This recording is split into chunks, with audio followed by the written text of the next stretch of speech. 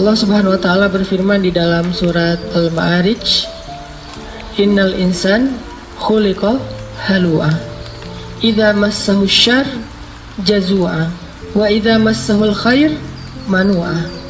Manusia itu labil. Idza massahu syarr jazua wa idza massahul khair manu'a. Emang kayak gitu. Manusia itu labil. Terus recovery kelabilannya tuh kayak gimana? Ternyata recovery itu akan cepat dan bertahan kalau kita belajar, yakin, dan berpegang teguh kepada Allah. Cepat recovery-nya, teman-teman. Para sahabat Nabi itu, gimana pun mereka soleh, mereka tetap manusia, kadang emosional juga, tapi recovery-nya cepat. Contoh, Abu Bakar pernah sakit hati sama keluarganya, ada saudaranya yang memfitnah Aisyah. Dia nuduh Aisyah itu selingkuh.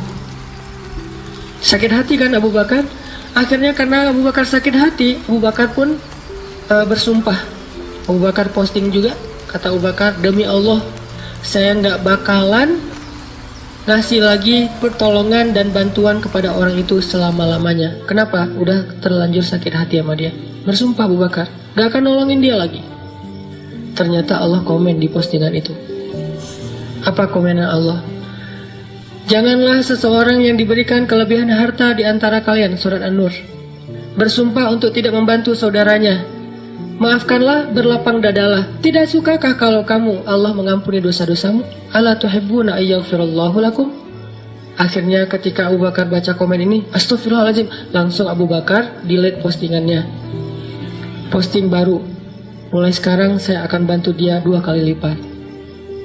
Allah langsung first like ya. Itu yang terjadi di dalam surat An-Nur.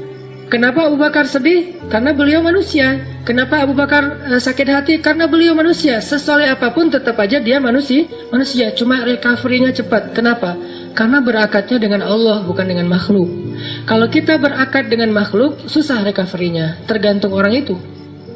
Kalau kita berakat dengan Allah, cepat recovery-nya. Karena Allah Rahimun, Rahmanun, Karimun, Jawadun. Allah itu maha baik. Misalnya kita marah sama orang lain, terus kita maafin dia. Apa akad dengan Allah? Nanti Allah maafin saya.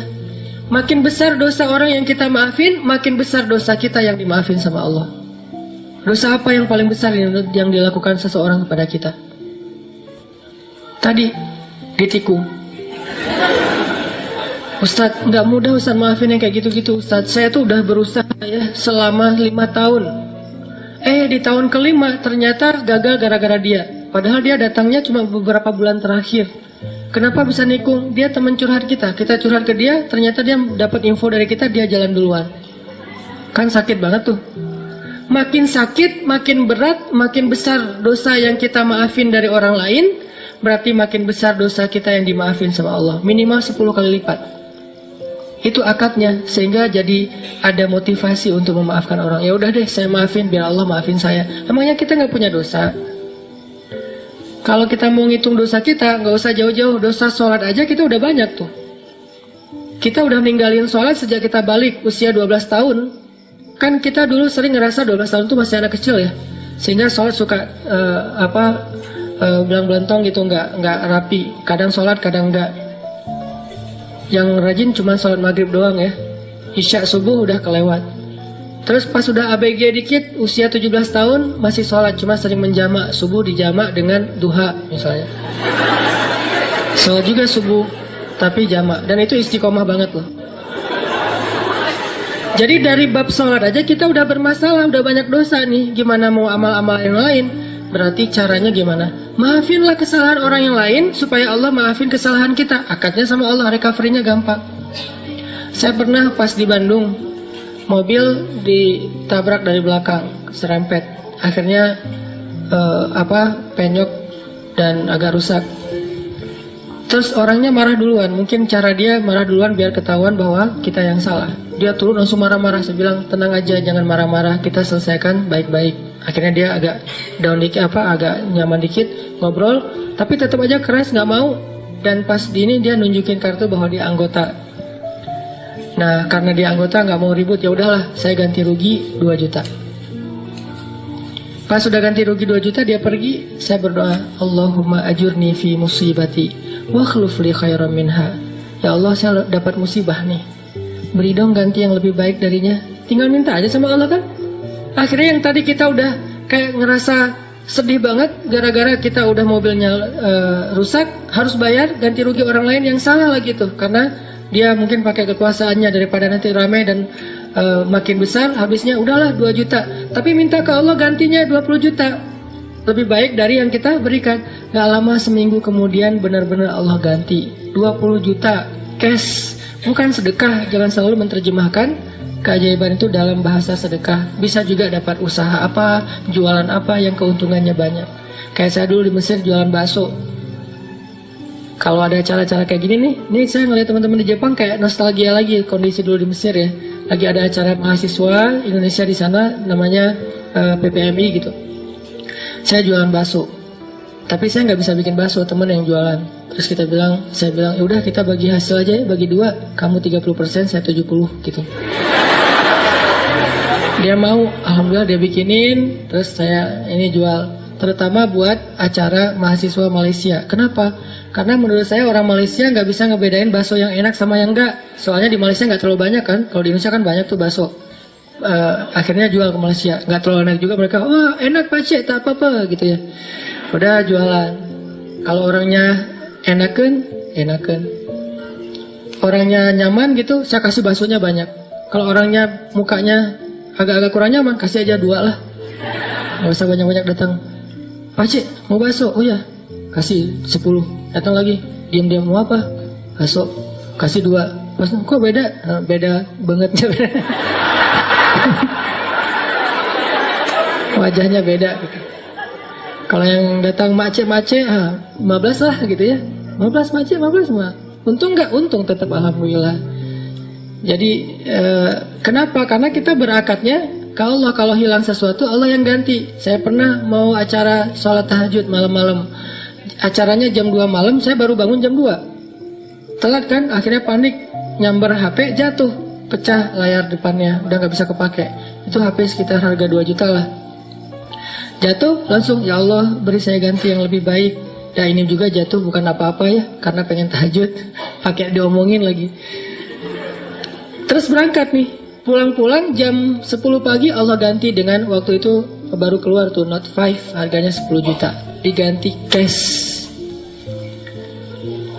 Kadang Allah nggak gantinya dalam bentuk fisik, dalam bentuk nominal, dalam bentuk sesuatu yang materi, tapi diganti dengan yang lain, kebahagiaan. Mungkin kita kehilangan sesuatu, hilang motor, tapi dapat jodoh. Mau mana? Pilih yang mana?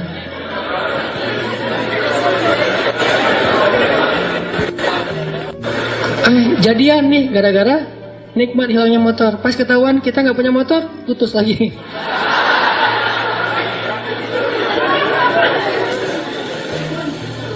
Belajar berakat sama Allah teman-teman. Itu rahasia kalau kita pengen. Karena Allah itu nggak pernah, pertama ingkar janji itu nggak pernah. Innallaha la yukhliful mi'ad, nggak pernah ingkar janji. Kedua, Allah itu nggak pernah misalnya, maaf ya lagi sibuk, nggak ada tuh. Kita WA Allah terus nggak dirit, itu nggak ada ceritanya. Contreng 2 sih, cuman nggak biru-biru, nggak dirit lama gitu. Allah ngapain sih online berkali tapi yang saya mah nggak dirit misalnya. Itu manusia banget. Allah nggak kayak gitu. Kita baru nulis, ngirim, Allah langsung typing. Bukan cuma dirit, langsung bales. Gak mungkin Allah tuh ngebiarin kita minta terus nggak dibayar, nggak dibales lama. Nggak mungkin. Dan nggak mungkin juga Allah misalnya habis pulsa, habis kuota, itu nggak ada. Ala kulli syai'in qadir, maha kuasa atas segala sesuatu. Jadi kayaknya paling nyaman berakat itu sama Allah. Cuman kita harus ngerti cara Allah bermuamalah dengan kita. Tidak selalu materi, karena buat Allah materi itu nggak berharga banget. Kalau seandainya berharga, pasti Allah ngasih semua kita kekayaan. Tapi ternyata orang soleh nggak semuanya kaya. Tapi orang soleh itu rata-rata, bukan rata-rata, semuanya bahagia. Makanya tadi subuh saya cerita ada teman misalnya baru hijrah, dia bilang gini, Ustadz, kenapa ya sejak hijrah hidup saya agak-agak kayak rezekinya jadi seret gitu, jadi susah. Gimana ceritanya? Iya, saya udah dulu mah lancar, sekarang malah jadi susah. Saya bilang, enggak, Karena buktinya kamu hijrah juga karena kebanyakan hutang kan. Berarti selama ini sebelum hijrah nggak lancar rezekinya, yang lancar hutangnya. Setelah hijrah Allah permudah untuk membayar hutang itu. Bukan rezekinya seret, tapi rezekinya dibagi. Sebagian dipakai, sebagian untuk bayar hutang. Allah udah kasih solusi. Nggak mungkin lah Allah ngecewain kita yang berhijrah karena Allah. Itu nggak mungkin. Jangankan Allah nih, Nabi Muhammad aja nggak pernah membiarkan ada yang datang ke beliau ditolak dalam keadaan nggak dikasih apa-apa. Itu nggak ada. Semua yang datang ke Nabi meminta sesuatu pasti pulangnya membawa sesuatu. Apa aja? Pernah Nabi lagi jalan pakai baju baru gitu, baru dikasih sama Raja Khurasan, kasih baju. Bajunya warna merah, bukan gamis ya, baju biasa warna merah, dipakai sama Nabi. Terus dilihat sama orang miskin, sahabat ngomongnya, Muhammad, itu baju bagus juga ya, gitu. Nabi pas diomongin kayak gitu, Nabi tanya, kenapa mau gitu? Mau. Dibuka sama Nabi, Nabi pulang nggak pakai. Dan Nabi juga kalau pulang nggak pakai baju masih keren ya, six pack gitu. Kita nggak pakai baju zero pack kan agak-agak gimana gitu kan ya. Kan perut Nabi itu six pack kata sahabat, seperti batu yang tersusun kan. Itu karena mungkin beliau bukan nge-gym sih, sering naik kuda, itu kan kayak orang bisa seluruh tubuhnya tuh gerak, akhirnya bagus badan Rasulullah. Nabi nggak pernah mau ngecewain orangnya. Terus Nabi jalan pakai syalnya syal baru gitu. Untungnya nggak pakai kupluk baru ya, pakai syal doang gitu. Datang orang Badui ditarik syalnya, dilepas sama Nabi dikasih. Ada yang datang ke Nabi, ke Aisyah misalnya, Aisyah tuh cuma punya 3 butir korma, dari pagi belum makan. Untuk sahur aja nggak dimakan karena pengen dipakai untuk buka puasa hari itu. Datang satu orang ibu dengan 2 anaknya. Karena lapar bilang, Aisyah saya belum makan dari pagi. Aisyah langsung ngambil ngasih. Jadi nggak makan sahur, nggak berbuka puasa. Kenapa? Karena sifat Nabi itu tidak ada yang datang kepada beliau pulang dalam keadaan tangan kosong. Itu nggak ada. Nabi aja kayak gitu, apalagi Tuhannya Nabi, Allah Subhanahu Wa Taala. Nggak ada yang datang kepada Allah pulang dalam keadaan kecewa. Itu nggak ada. Kalau dia kecewa, berarti dia nggak ngerti cara berakad sama Allah. Dia salah paham dengan cara-cara Allah. Kalau dia ngerti Allah, gak bakalan kecewa. Dia tahu banget Allah maha baik. Allah yang selama ini nolongin saya. Allah yang menyelamatkan saya.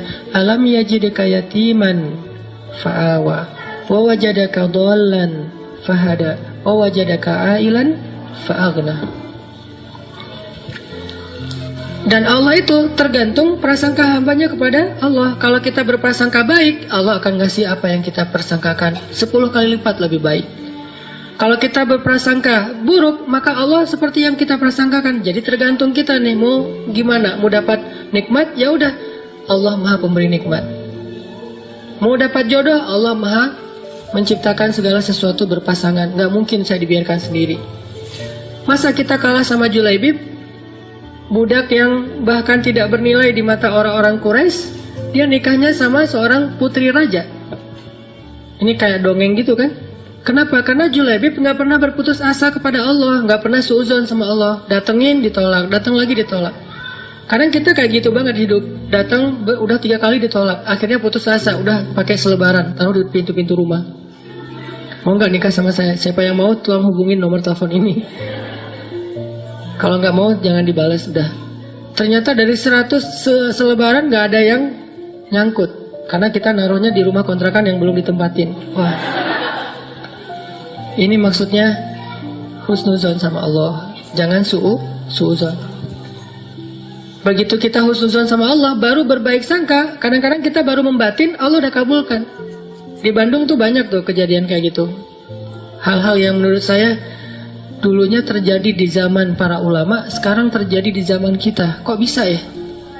Mirip dengan kisah Imam Ahmad bin Hambal yang datang ke Basroh gara-gara ada yang beristighfar kan di Basroh. Itu terjadi loh di Bandung dengan saya. Suatu hari saya datang ke masjid markasnya Pemuda Hijrah, Masjid Al-Latif di Bandung. Ada rapat gitu, kita sering rapat. Terus karena macet saya nggak mau naik kendaraan sendiri, pesan ojek online berangkat dari pagi sampai sore. Di masjid itu saya sholat zuhur dan asar ngimamin, karena lagi ada saya di situ, ya udah sekalian ngimamin. Pas sudah selesai asar, udah beres semua rapat, saya order lagi, ada yang ngambil, ojek online, jalan. Di tengah jalan orangnya ngobrol, "Mas, suka sholat di masjid itu juga?" Saya bilang, "Ya, sesekali." Saya bilang, "Iya ya, masjid itu ramai sekarang, anak-anak mudanya luar biasa itu masjid. Saya juga suka sholat di situ," kata dia. "Itu ada tuh imam muda, siapa namanya di situ teh? Muzammil." "Iya ya, Muzammil tuh suaranya bagus ya." "Ya, alhamdulillah." "Mas suka ikut talim juga di situ?" "Kadang-kadang," saya bilang. "Oh iya, hebat, itu talimnya ramai banget tuh. Ada juga tuh ustadz siapa gitu yang suaranya kayak cewek," kata dia. Saya mulai nih, nyari masalah nih tuh. Tapi saya senang dengar boosternya YouTube segala macam, gurunya Muzammil, siapa ya namanya? Siapa? Hanan? Iya, Hanan gitu, itu luar biasa. Mas suka dengar ceramahnya juga? Suka. Dan saya nggak bohong kan, karena emang saya kadang-kadang dengerin booster, 1 minute booster itu juga kayak dapat hidayah. Dapat hidayah dari diri sendiri. Saya dengar, Masya Allah nih Ustadz enak juga ya ceramahnya. Saya kayak dapat hidayah dari ceramah diri sendiri. Kayak misalnya ceramah tentang diri, nge-reject Allah. Allah manggil, reject sehari 5 kali kita nge-reject Allah, tapi Allah nggak pundung. Kita baru mungkin ngerasa kayak belum dikabulkan doa aja udah pundung fisabilillah. Kan banyak yang pundung fisabilillah, pundung di jalan Allah kan banyak tuh. Allah nggak pernah pundung, itu bikin saya, iya ya Allah sering kita reject tapi nggak pundung, datang lagi besok, datang lagi lusa, datang lagi. Bertahun-tahun Allah manggil kita, seringnya kita reject. Rejectnya itu kasar lagi tuh. Kok udah azan aja sih, kan kasar banget ya rejectnya. Nah itu saya pikir, oh Masya Allah nih ceramahnya luar biasa, dapat hidayah. Saya juga senang dengar ceramahnya. Saya bilang, iya, Mas di situ jadi jamaah atau orang PKM juga? Ya ngurus masjid juga sedikit-sedikit. Dia mulai curiga gitu, ngelihat ke belakang dia jadi, Mas tadi yang imam sholat zuhur ya? Ya, saya bilang. Asar juga? Ya. Mas ini namanya siapa gitu? Saya bilang Hanan. Hanan yang mana nih? Mulai oleng dia tuh. Hanan Ataki, langsung wah gitu. Berhenti, rame, heboh di perempatan jalan. Coba semua orang ngelihat ke arah kita. Hanan Ataki, Masya Allah gitu. Dia langsung berhenti. Memang lampu merah sih, bukan gara-gara itu. Berhenti. Langsung berhenti terus ngeliat dia ngomong, Masya Allah, saya selama ini tuh sering berdoa. Ya Allah kalau ikut talim, saya pengen banget ketemu Ustadz itu, tapi jangan di taklim yang berdua gitu. Gimana caranya? Istighfar, salawat. Ternyata Allah kabulkan sebulan doang loh. Dia kayak gitu. Sebulan kemudian Allah kabulkan. Saya order ojek online, dia ngambil. Akhirnya kita satu ojek berdua. Ngobrol sepanjang jalan, sampai ke rumah tuh heboh. Di rumah dia minta selfie, sampai ke tetangga pada ngeliat ada apa sih ramai gitu. Heboh gitu kan. Masya Allah ternyata dia berdoa dengan istighfar dan salawat. Allah kabulkan, bukan saya yang soleh, dia yang soleh, makanya doanya dikabulkan.